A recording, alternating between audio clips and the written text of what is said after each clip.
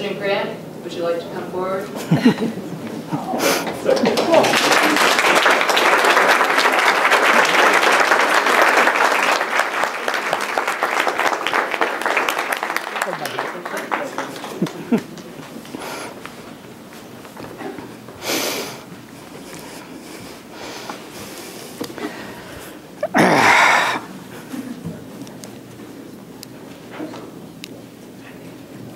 Is this working? It's not working. The green light is on. Not working though.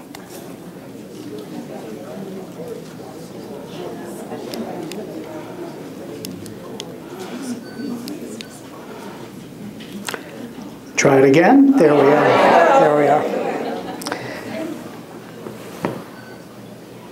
I haven't seen anything like this since Julia, my wife, and I got back from our world tour. We were in San Francisco, and there was an inventor there who wanted to show us something he called a telephonic, a telephone? Telephone. The governor was in Sacramento, and we were in San Francisco, and he talked into one end of this machine, and I could hear him with crystal clarity at the other. It was absolutely magical. And this, perhaps was invented by the same man, I don't know. Well, here we are in the spring of 1880, and my wife and I have been back in the country a few months. As you recall, shortly after we left the presidency, we started on an around-the-world tour. I left the White House in March of 1877, and we were on a steamer by May 1877. Arrived back in San Francisco in September of 1879. Took a little side trip down to Mexico. I wanted to show Julia what I had seen of Mexico in my youth during the Mexican War. Despite that introduction to Mexico, I really fell in love with that country and the Mexican people, and I wanted to share that with her. Then we came home to Galena, Illinois, and we were bored to tears. Galena is just too small. So we have relocated to New York City. We hope to make this our home, and I will speak more of that in a little while. What I really want to talk about is what I saw on our world trip. I have some terrifically good news for the United States. The way the world sees us may astonish you. It astonished me.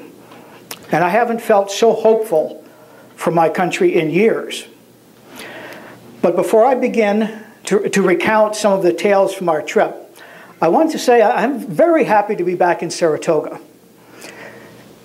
You might not remember this, but my first visit to Saratoga was in 1865, in July, a few months after the war ended.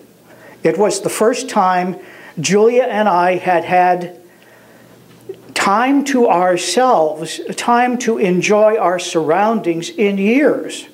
And of course, we came here for the track.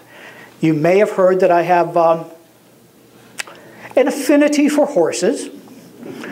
I have no special aptitude at understanding horses. My mother, in fact, said, horses understand Ulysses. And that's probably closer to the truth. But your track opened during the war in 1863. I was a little busy at the time. I couldn't make it for the opening. But we did come up in 1865, met Mr. Morrissey, the gentleman who was one of the founders of the track. Spent some time at what he called the clubhouse, which I think you're calling the casino now. And we have been back several times. We love this part of the country. Julia's spiritual advisor, the Reverend Newman, is from Mechanicville. He has invited, well, on more than one occasion. He runs a Methodist youth camp in Round Lake. And when I was president and Julia was First Lady, we visited Round Lake, New York. And we also saw your beautiful Saratoga Lake. There's just something about this place that keeps drawing us back. Drawing us back. Ah. Well, I don't know what to do about this. So I will attempt to project.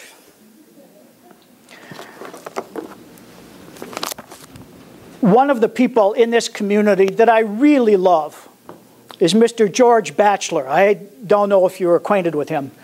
He has a very, very large house on Circular. I thought so much of this man that in my last year in the White House, I appointed him to a very unique position. There is in Egypt an international tribunal, and Judge Batchelor is the American delegate to that international tribunal. He's a very bright man. You are lucky to have him as a native son. Now, I did scribble a few notes. One of the notes I hope does not tarnish the legend of your Mr. Morrissey. You know him, or you remember him, that is, as a, well, he was a congressman while I was president, and then he was a state senator. He established the track, the casino. He became a pillar of the community. You do know that he was a professional boxer in his youth, do you not? I have a story about Mr. Morrissey, which you may not know. The reason I know it is the location of this incident happened not too far from West Point. It happened after I left, but I always run into graduates of the academy, and they bring me up to date on the news around the area. Here is the story, and I think this makes Mr. Morrissey more of a colorful character than anything else. If you go across the Hudson River and then south, you are in Columbia County. And back in the 1840s and 50s, there was a little sliver of Columbia County on the western side of the Taconic Mountains that actually belonged to Massachusetts. But because of the mountains, there were no roads, there were no footpaths. The government at Boston could not enforce the law in this little township wedged into Columbia County. New York State had no jurisdiction. Ergo, this township had no law. Criminals gathered there, thieves, liars, and professional boxers. Because as you recall, boxing was illegal in New York State. They called this township Boston Corner. And then, I want to make sure I have the year right, 1853. Your Mr. Morrissey had his championship bout at Boston Corner. He battled a gentleman named Yankee Sullivan. This was before there were boxing gloves. It was bare knuckle. And they went 37 rounds. And Mr. Morrissey won. That is how he became champion. And then Albany noticed there was an ungovernable part of its territory, made a deal with Boston, and now that little township is part of New York State. And I have to tell you that Mr. Morrissey, in his youth, while I didn't witness it, I tried to stay away from bars, but I have heard that he would walk into any bar and he would say, "I can lick any man in the house." And then he went to Congress, to the House of Representatives, and he said, "I can lick any man in this house." He was not much of a debater. He was a representative of Tammany Hall. And, well, in any case, he died while Julia and I were on our tour. We were very sad to hear of his passing. Very glad to hear that when Boss Tweed was cleared out in New York City, Mr. Morrissey testified against him. So Mr. Morrissey was on the side of the angels in his latter days, and be proud of him. He's given you a lot, and he's given me some good stories to tell. Now, there's one other incident here in Saratoga that occurred while Julia and I were on our trip. I will mention it, and then I will pass on. The place that I loved to come was the Grand Union Hotel. On May 17th, 1877, the day Julia and I left on our trip, an old friend of ours, Joseph Seligman, attempted to register at the Grand Union Hotel. And he was turned away because he was a Jew. Had that word reached us before our ship sailed, I would have delayed the trip. Fortunately, amends have been made. We have no room in this country for bigotry. We really do not. So that is a chapter that I gather was a national story, but it had a happy ending, and I will leave it there. All right. What I want to tell you is that the world sees America in several wonderful ways. In many places that I traveled, what I heard was that we were something unique in world history. The Europeans, the Asians said again and again, what other nation of white people ever went to war to free another race? You Americans did that. Well, you and I know that it was not that simple during the war, that freeing the slaves was not an initial war aim. And in fact, 180,000 black men fought in the Union armies. So it wasn't that we gave freedom to the black man. The black man and our armies together fought for freedom.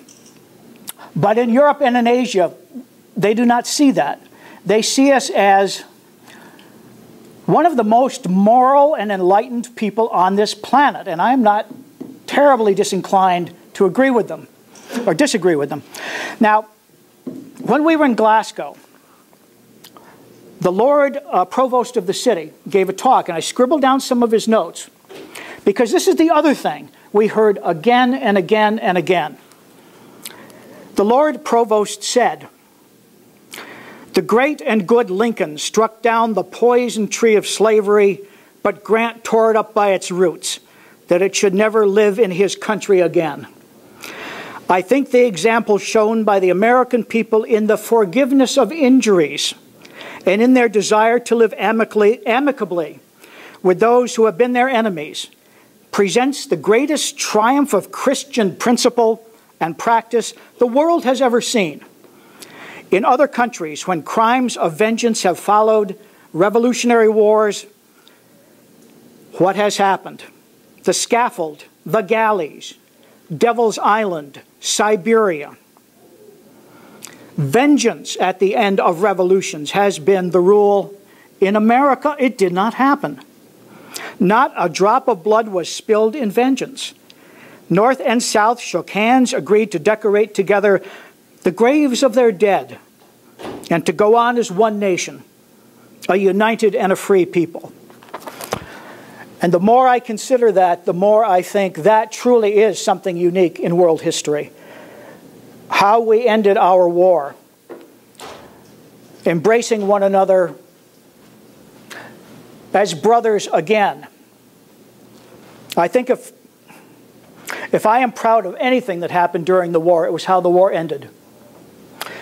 And the rest of the world envies us. All right. Country by country. In England, they welcomed Julia and myself, and they celebrated something you may not recall, and which is one of the moments in my presidency I wish we had talked more about. You remember during the war, England did not recognize the Confederacy, but it came very close. It recognized the Confederacy as a belligerent partner in a conflict, which meant, as far as the English were concerned, they could send them arms, they could assist. And one of the things that outraged the North the most was that in British shipyards, the Confederacy had built commerce raiders, ships that would go out under the rebel flag and hunt northern merchant vessels. The lead vessel in this pirate armada was the Alabama. She did millions of dollars worth of damage to our economy. And when the war ended, there was a great clamor for England to pay a price for helping the Confederacy in that way. There was talk of war with England. I had heard that in the Netherlands there was an experiment in international arbitration. There was an international court being established. And I talked the British into submitting our quarrel to this international court for arbitration. And in the end, America did very, very well. The British repaid us very handsomely. In England, this is remembered as a moment when war was avoided. To think that disputes that are that close to war can be settled through negotiation is a brand new concept in England. And they look to the Grant administration as the pioneers in this effort.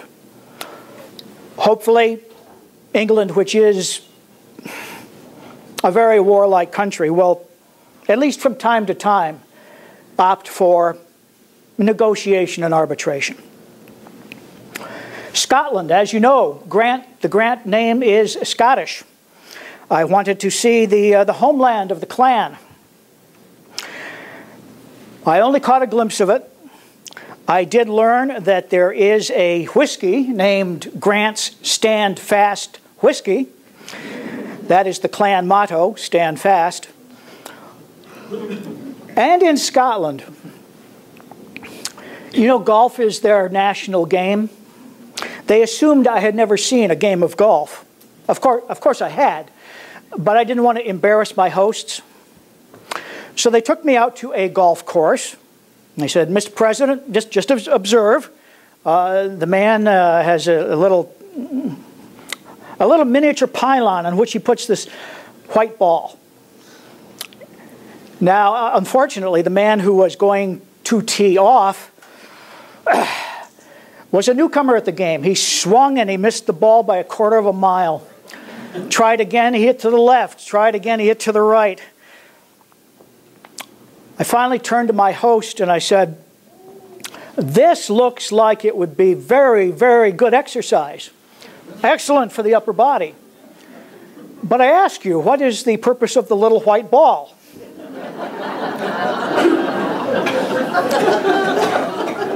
The Scots thought that was funny. I wasn't sure they would, but they did. Ireland. We went to Ireland. We were welcomed many, many places. Very large crowds. But there were some towns in Ireland that would not let us into their city limits. We were not welcome. I did not know why that was. Then I found out. In Belfast, the crowds started chanting what I thought was my name, but then I listened closely. They were chanting Ulysses Cromwell Grant. Here's the origin of that. During my presidency, there was an initiative put forward for the federal government to fund in some way religious schools. There were 3 religious groups that had approached the government: Catholic schools, Lutheran schools, and Jewish schools. I was opposed to that. I am a strong, strong believer in the separation of church and state. That bill did not make it through Congress, and I made it crystal clear I wouldn't have signed it anyway. It was misinterpreted in many places in the United States that I was anti-Catholic. This was not true, but that is how it was interpreted, and that is how it was transmitted to Ireland. that I was anti-Catholic. So, in many of the cities in the southern part of the country, I was not welcome. And in the north, which is primarily Protestant, they were chanting Ulysses Cromwell Grant, thanking me for being anti-Catholic. I'm not sure Ireland will ever untangle these animosities. While in Ireland, I shook many hands. A man came out of the crowd, pumped my hand, and he said, didn't refer to me as General, or President Grant, he referred to me as General Grant. He said, General, you and your boys captured me at Paducah, Kentucky in 1862. Now this was an Irishman. And it got me thinking. We all remember the Irish Brigade and all they did to fight for the Union. What we have forgotten is what happened immediately after the war. Many of those who joined our army, many of the Irish, had been driven from their country by English tyranny. And they saw themselves as revolutionaries who sooner or later were going to confront Mother England. What they learned in our armies was military tactics, how to handle rifles, and in the southern armies as well. There were southern regiments that were all Irish too. So the revolutionaries learned how to be soldiers.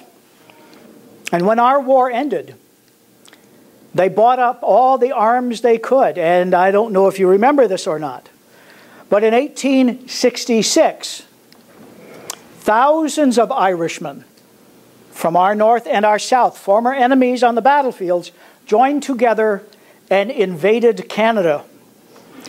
Their goal was to seize part of Canada and hold it until Mother England freed Ireland. To say the least, this was a little awkward. I was still in command of our armies. Here we had an international incident of the first order. We sealed off the border while most of the Fenian army was in Ontario. Made sure their supplies could not get over the Niagara River. Essentially stopping their offensive before it could really gain momentum.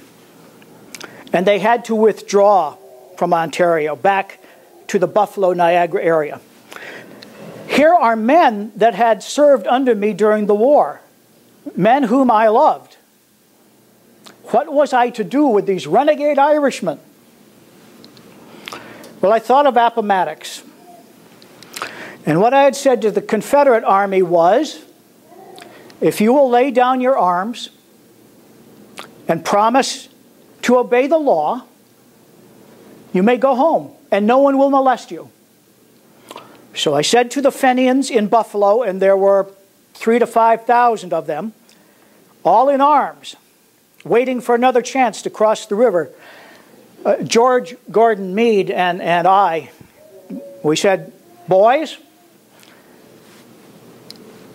the federal government will pay for train tickets home if you'll just give us your guns. And they did. And that international incident fizzled out.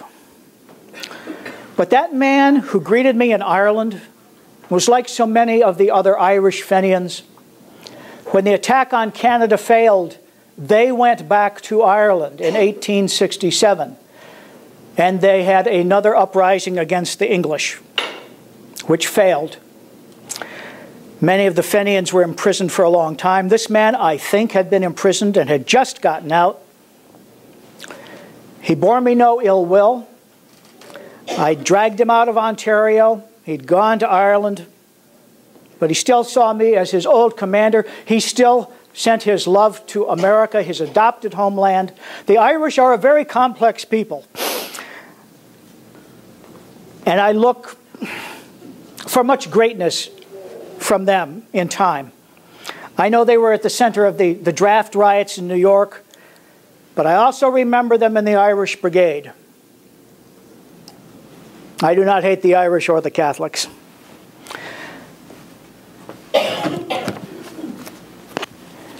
We've touched on Ireland and Scotland and on England.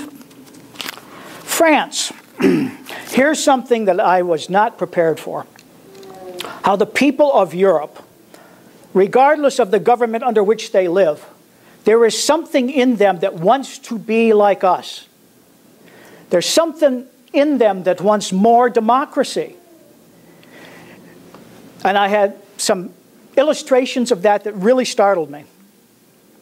We were in Paris, and of course, all tourists must visit the tomb of Napoleon. And I refused. I said Napoleon Bonaparte was one of the greatest tyrants Europe ever saw. For no good reason, he plunged this continent into oceans of blood. I'm not going to honor such a man. I'm not going to visit the tomb of Napoleon. Our hosts were mortified, but my statement was printed in the French press, and the French people, after that, wherever Julia and I went, embraced us, patted us on the shoulder, saying, "You're right. We have made a cult of this tyrant." It's warped our thinking about what it is to be a Frenchman. We have, from our own revolution, these notions we borrowed from the American Revolution, which we forgot. And you have reminded us. Thank you. In Germany, I had an appointment to see Prince Bismarck. Our hotel was a couple of blocks from the palace. About an hour before I was to meet him, I left the hotel, I lit up a cigar, and I ambled down the street, window shopping. Got to the palace, and there were the guards. I walked up to one of the guards, and I said in my broken German, "I am Ulysses S. Grant, the prince is expecting me." And they looked at me as if I was insane. They did not believe I was who I said I was. But I was persistent, and eventually one of the guards went into the palace, checked with higher authority and up the chain of command, and they realized I really did have an appointment with Chancellor, well, not Chancellor yet, Prince Bismarck. Now the prince tried to explain that odd reception at the gates. He said, "You know, Mr. President, here at the palace, our guests always arrive in a great carriage with 6 to 10 white horses and outriders in the most splendid uniforms. Heads of state and former heads of state do not walk up the street like a common citizen, smoking cigars, and then ask to see the prince. This is not done." Well, this little incident was reported in the German press, and the German people, they loved the fact that a head of state did not put on airs, that he walked the streets as a common, ordinary man. And again, I heard, if this is what it is like in America, we want to come to America. It's not how it is here in Germany. There's much to admire in Germany. As you know, they were small states that the prince is hammering together into a bona fide nation. But keep an eye on Germany. The prince, to honor me, asked me to attend a military display on the Tempelhof Plains. And I assumed that meant a few ranks of soldiers in uniforms and military bands. There were over 10,000, perhaps 20,000 German soldiers parading there. Germany, we all must have a strong army. There's no quarrel with that, but there's something about the extent with which the military has absorbed the wider society there that concerns me. And yet the people want to be like us. I found that very hopeful. Italy. We went to every museum and gallery in Rome and in Florence. Julia got a lot out of it. I know a little about art. I will say this about Venice. It would probably be very, very nice if they would only drain the streets.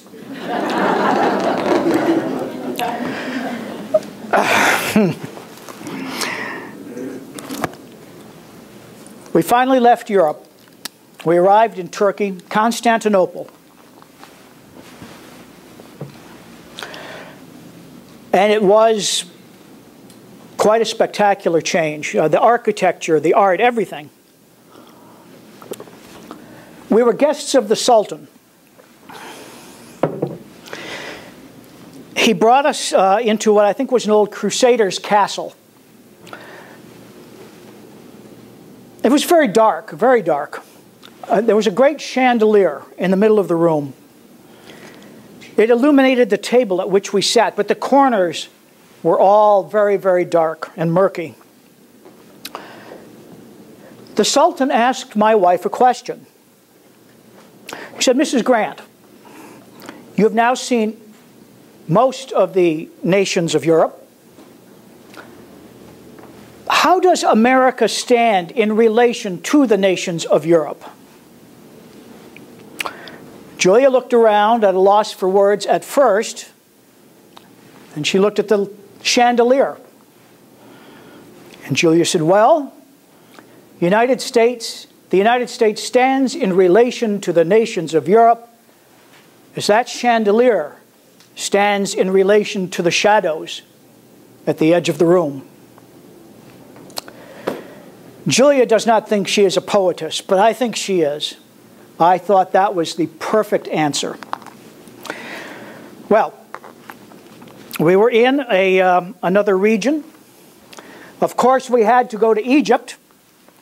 It's part of the grand tour, after all.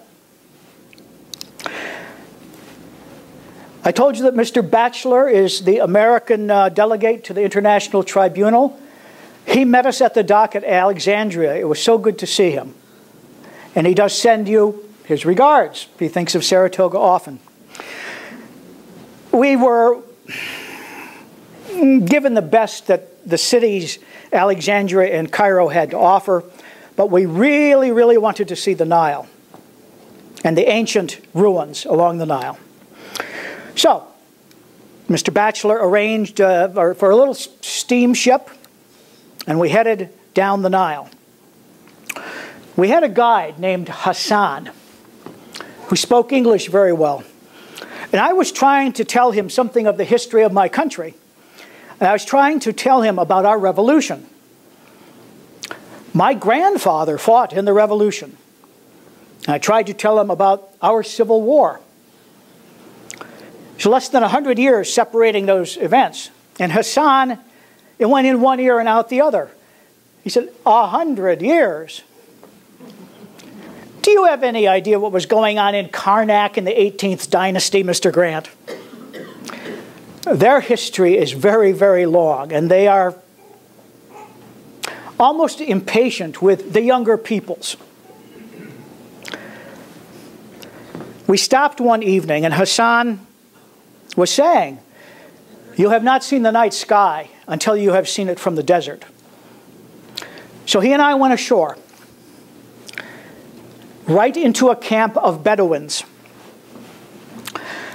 Now, before we had left England, some of our English friends had said, there is only one way to extract courtesy from Asians or Muslims. You beat them. You stand on their throats. Or you show them the hilt of your dagger or the muzzle of your gun. Truth be told, I had left my gun in a trunk in London. I was unarmed, and so was Hassan. We approached the Bedouin politely and with respect. We did not have to stand on their throats. They returned the respect wholeheartedly. They shared coffee with us. We talked of small things, it is true, but there was no hostility. If you approach someone assuming the best, I think it brings out the best in them as a rule. Now, these Bedouin had been assigned by their sheikh to guard a particular trail. It was the Hajj, when Muslims go to Mecca, their holy city. It was their job to protect their fellow Muslims, but they said, the Bedouin said, we see that your ship is tied up here by the shore. This is dangerous country. We will guard you tonight as we guard the pilgrims. And they did. Further along on the trip, I want to make sure I have the names right. I have a hard time pronouncing the Arab names. We were in a city called Sayut, I think. Population about 25,000, very far up the Nile. My understanding is it was a depot for the camel caravans going into what they call the Darfur region. We were entertained in the home, and this is what I have to check, of a Mr. Wasif El Hayat. We are deep in the Sahara Desert. And this gentleman's son makes a welcoming speech. And I had to jot some of this down.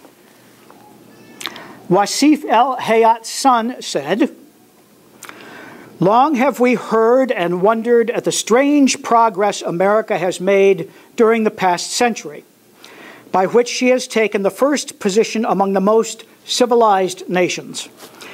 She has so quickly improved in science, morals, and arts that the world stands amazed at this extraordinary progress, which surpasses the swiftness of lightning." Well, allowing for the poetry, remember the setting. We are in the Sahara Desert, 1,000 miles from the Mediterranean. And they have heard of America. And they have heard of our enterprise and our genius. And they, too, wish to be like us, at least in that regard. I think there is a possibility of communicating with so many of the different peoples of this world in terms that are not just meaningful to us, but are meaningful to them. The possibilities are immense. And then on to India. This tells you something about how connected the whole world is. I was told a story in India. During our Civil War, as you know, we blockaded the southern ports.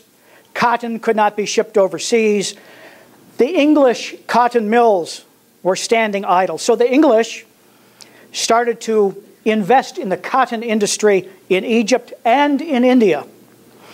And in the space of a few years, millions upon millions of dollars were being made in the cotton trade in India.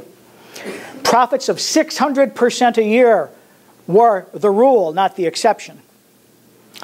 And then, in 1865, I sent the telegram from Appomattox to President Lincoln, and word spread very quickly that our war was over and that the ports in the South were going to be opened again, and American cotton would be available again. And overnight, the cotton industry in India crashed. We remember 1865 as the moment our nation was reborn. In India, 1865 is remembered as the year of great catastrophe.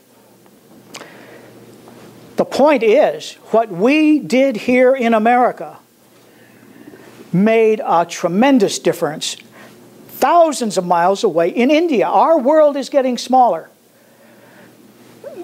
The undersea cables now are very reliable. Messages can jump from America to England in minutes and then on to the subcontinent. American businessmen should look to this. This revolution in communication, it's going to help us all if we use it well. One thing about India, they are as old a civilization as Egypt, and just as impatient with young countries like ours. There was a Hindu gentleman talking to my wife, and he was citing his ancestors going back, oh, I don't know how many generations, but he could name his ancestors going back 3,000 years. Julia heard him out, and then she said, you know, my ancestors were originally from Italy. My maiden name is Dent. One of my ancient ancestors was in the Roman legions that invaded Britain. His name was Dentatius.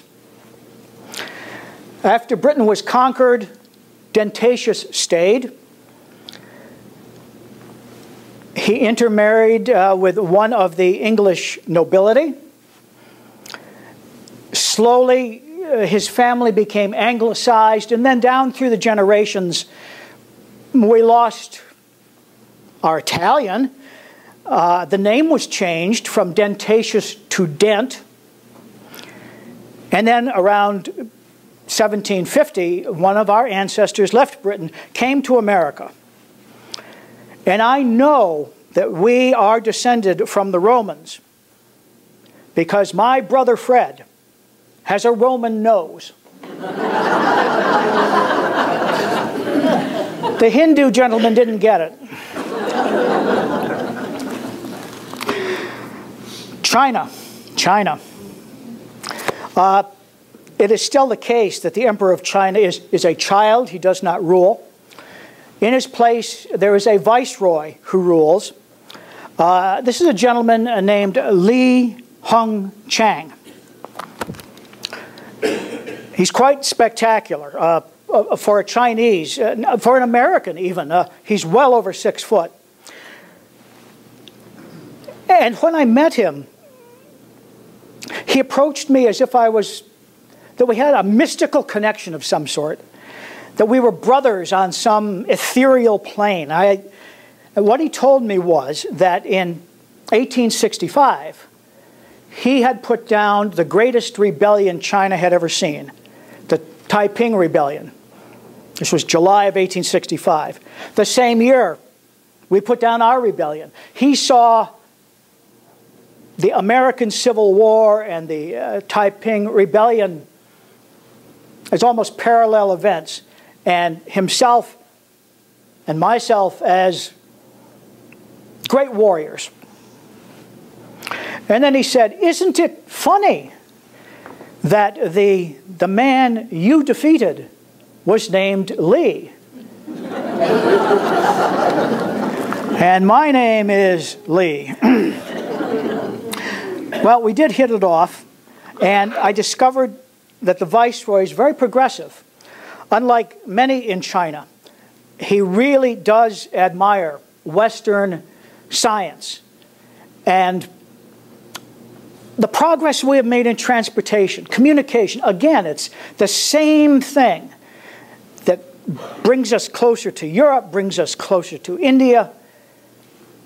If this man stays in charge in China, I predict very great things for America and China in terms of business and commerce. Now, I did not tell him, but I will remind you that during my presidency, a bill came forward which severely restricted immigration from China. And I signed it. Well, after I met the Chinese people, my view changed. I realized we had misunderstood them horribly. And I felt dreadful for having signed that law. And I wondered, how can I make amends? Is that even possible? Well, a few months ago, my old friend Mark Twain came to me. And he says, "General, we have a situation. You know that businessmen from China are arriving, diplomats. Many of their sons are now in American colleges. But the Chinese government has just sent over a new ambassador who wants to remove these young scholars from our institutions and send them back to China. The ambassador makes no bones about it. He says we are barbarians and we would be a very bad influence on the young men of China. Mark Twain wanted me to sign a petition urging the Chinese government to reverse this idea, and I did him one better. I knew the viceroy, and I knew that there was telegraphic communication, at least to Hong Kong, that I could get a message to him relatively quickly. So I sent a message, and the viceroy rebuked his ambassador, and he said, our young men are going to stay in those American universities. America has much to teach us. So in a small way, I made amends for my earlier prejudice against the Chinese. Look to the Chinese. They are going to amount to something. Before I left China, the viceroy took me aside and he said, I know your next stop is Japan. We are in a dispute with Japan. We may go to war. There are these islands, the Ryukyu Islands, that we claim and the Japanese claim. I believe that you are an honest broker. Will you try to negotiate a way out of war? And I said I would try. I reached Japan, and what I said to the emperor was this: you and the Chinese must find a way to settle this dispute without going to war, for this reason, if for no other. If you start fighting each other while your backs are turned, I guarantee that the imperialist powers of Europe will start grabbing territory in your backyard. It happened during our Civil War. While we were engaged north against south, France occupied Mexico. Do you remember that? They put an emperor on the throne of Mexico. I said, it happened to us, it will happen to you. Find a way to settle this dispute peacefully. And they did. And what I take away from this primarily is both the Chinese and the Japanese saw us, the Americans, as honest brokers. Our status in the world is very high right now. We are trusted everywhere. We really are. Well, we left China, bound for Japan, and I have to tell you, we had been in climates and geographical regions that were very exotic to me. But as we approached the coast of Japan, finally I saw something that reminded me of home. I saw shades of green that you see only in the temperate regions. I truly thought, first and foremost, of the Adirondack Mountains. It was that beautiful. And we sailed into this port. It took my breath away. As beautiful as San Francisco Bay, easily. The harbor at Nagasaki makes you weep. It is so beautiful. Well, we were entertained, of course, and the people of the city asked Julia and I if we would, to commemorate our visit, plant trees in a little park in Nagasaki. And we did. And I think this symbolizes much more than a granite monument ever could, the potential, literally, for growth in understanding between the Japanese and ourselves. The Chinese and the Japanese, we pride ourselves on our work ethic with the greatest respect in the world. I have to tell you, the Japanese and the Chinese are crazy when it comes to work. They are our equals easily. And those little trees in Nagasaki, I hope, 100 years from now will be great and strong, and our friendship, America's and Japan's, will be equally strong. Well, we'd left America in May of 1877. September 1879, we arrive in San Francisco. Again, we are greeted And then a note comes up through official channels saying there's a delegation of people from Chinatown that wish to speak to you, Mr. Grant. As you know, the Chinese are not welcome in California. There's great prejudice against them. We were advised not to meet with the Chinese. Julia and I said, we have met the Chinese people. They have treated us with so much kindness. We have to believe that the Chinese who have come to America are equally decent and kind people. Of course we will meet with them. The Californians were not thrilled, but we did have the meeting. And the Chinese in San Francisco said to Julia that she had done so much to advance the cause of women in China that they were terribly grateful. And I was not sure what they meant by that. And then I recalled, while we were in China, the emperor did something he had never, ever done. He invited the wife of a guest, my wife, Julia, to meet his wife and the ladies of the court. This never, never happens in China. But the ladies from the West and the ladies from the East came together. Julia played the piano. There had been a piano on our steamer. The Chinese, or the Japanese, well, it was the Chinese who had never heard the piano. The Japanese had, actually.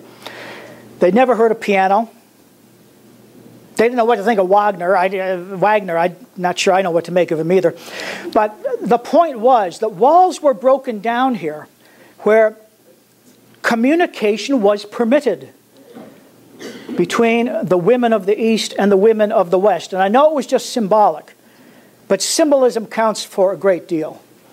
And the Chinese in San Francisco thanked Julia profusely for what she had done. And out of the crowd in San Francisco came a black woman, threw her arms around Julia and said, "Do you remember me? I was a slave on your father's estate in Missouri." Julia wept. This black woman wept. And I thought, if ever I needed a reminder of how far we have come, it is this moment. Julia did come from a slave-owning family. I married her before the Civil War. My father, a staunch abolitionist, would not come to our wedding because Julia's father owned slaves. And yet here we were all these years later. Julia and a former slave embracing each other and just thrilled to see one another again. Don't let anybody kid you. Times have changed. For the most part, they have changed for the better, and the potential is, there's no end to the potential. But now I have to explain why I am here at all.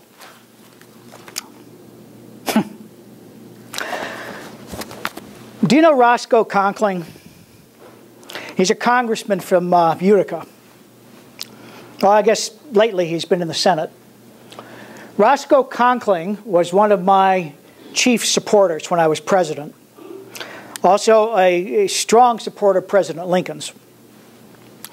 Roscoe Conkling, just so you know, helped draft the language for the 14th and 15th Amendments to the Constitution. These were the amendments stating that to be an American citizen, all you have to do is be born here. Up to that moment, the Dred Scott decision still stood, even though the war was over. Blacks in this country were not considered citizens. They were considered residents. The 14th Amendment changed that, meaning that the black people finally had political rights. And the implications in the South were huge. The 15th Amendment gave black people the right to vote. Roscoe Conkling drafted the language for those amendments. And through him, I have been asked to put my name in nomination for a third term. The Republican convention will be later this year.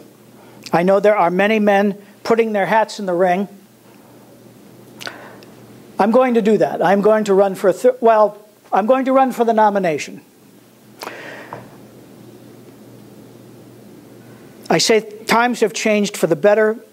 I have this caveat.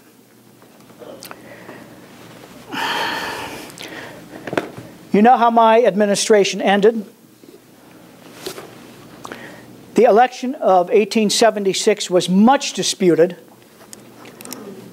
Mr. Tilden from Columbia County and Rutherford B. Hayes, the Republican, seemed to be in a dead heat when it came to electoral votes. There were recounts in Florida and Louisiana and in many southern states, and nothing was resolved. A commission was established to try and negotiate a way out of the impasse. Julia said to me, we were still in the White House, she said, you know, if the politicians can't work this out, could we stay? You remember what a great first lady she was. In any case, I hate to say this, but my own Republican Party cut a deal with the Southerners. Rutherford B. Hayes agreed to end Reconstruction, to pull Union troops, Northern troops, out of the South, leaving the blacks at the mercy of the Klan and other terrorist groups. Once in those smoke-filled rooms he agreed to that, magically in Louisiana, they found some missing votes that gave Hayes the election. Well, I have looked at the newspapers that have piled up in the 2 years I've been away, and I think I made a sacred promise to the Confederates at Appomattox that they would be welcomed into the American family if they kept the peace. And at the same time, I made a sacred pledge to the freed slaves that they would be welcomed into the American family as equal citizens. And now, virtual slavery has returned to the South. The black people are dying, and I can't stand by and let that happen. I will put my hat in the ring. Hopefully the Republicans will nominate me. But if they don't, I want you to know I do have another option.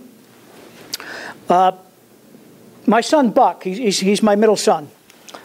He lives in New York City. He's a lawyer. He's traveled in some pretty rarefied circles. He has, of late, met a financier of great brilliance. It's a gentleman named Ferdinand Ward. And Mr. Ward and my son are going to be partners in a new bank. It will be called Grant and Ward. And I expect great things from this combination. And my son and Mr. Ward have set aside a little office for me at number 2 Wall Street, where I can work on one of my dreams. As you know, I fought in the Mexican War, and I'm bitterly ashamed that I did. It was a great crime against a small country, defenseless. It was a land grab, really by the slave power. In any case, I have fallen in love with Mexico, and what I hope to do, either as president or as a private citizen, is to help old friends in Mexico build railroads. You know, the Transcontinental Railroad was completed during my presidency. Clearly, we are in an age when transportation means an economy can thrive as no economy ever has in the history of the world. And I want that for the people of Mexico. So, if I am not nominated to run for president, I will be squirreled away in my little office There's my son Buck and his partner, who, by the way, is called the Little Napoleon of Wall Street. He is that good. While they are making money, I will be working on making railroads. And finally, one other little announcement, I guess you would call it. When I was in France, I don't know if you've heard this, the people of France are constructing a statue, which they're going to give to us as a gift. They call it Liberty Illuminating the World, a statue to the concept of liberty. I've seen models of it in Paris. The full statue will be finished in about 5 years. Already they are scouting a site for the statue. It will be in New York Harbor. There's a small island has been selected. The engineers studying the island say that for a statue of this size to be erected, there must be an earthen platform in place. I have pledged $5,000 to the construction of that platform. And my good friend, Joseph Drexel, has pledged another $5,000. We are approaching the well-to-do in New York City to donate enough money so that the base of the Statue of Liberty can be built. My last conversation with Mr. Drexel before I got on the train to come up here, he said, in general, you can tell the people of Saratoga something that I think is very exciting. Mr. Drexel, in the next few years, is going to open a resort here,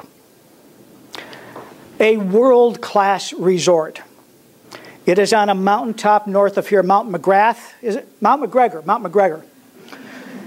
And it will be, you know how it is in the summer here, how hot and muggy it can get. A retreat on a mountaintop will be very good for the tourists and very good for business. And Mr. Drexel is going to build that resort. He asked me to look over the property as I was en route to Utica. I can't do it on this trip, but I have plenty of time. Sooner or later, I will get to Mount McGregor. And actually, I look forward to seeing you there too. The next time I'm here, let's all take a little time and go up to the mountain together, shall we? Thank you.